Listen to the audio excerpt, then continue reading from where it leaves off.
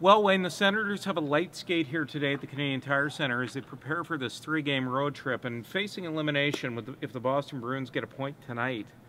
This trip's now essentially meaningless. What has this team got to play for? Well, I think there's individuals that have a lot to play for, and Rick Wamsley, the assistant coach, the goaltender coach, was just talking about the young guys have so much to play for. They got jobs to try and earn next year. Patrick Wirkosh skated today for the first time in a while.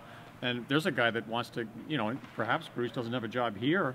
He might be playing elsewhere, but, there's that little possibility of hope that he could play one game before the rest of the season. And, really, the goalies have a lot to play for. Andrew Hammond has had a banged up kind of year. He's going to start tomorrow night and wants to establish a little something before the season ends. I look at this year and I say, what happened? Last year this team won on the final afternoon in Philadelphia and made the playoffs on the final day of the season.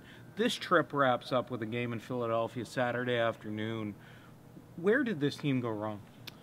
Boy, it's just a whole bunch of things, but they couldn't keep pucks out of the net. They gave up too many shots. I think things that were looking bad at the start of the year, even when they were winning some games, finally came back to bite them in the end, and they fell too far out, but just really not good enough. And last year it took a miracle to get them in.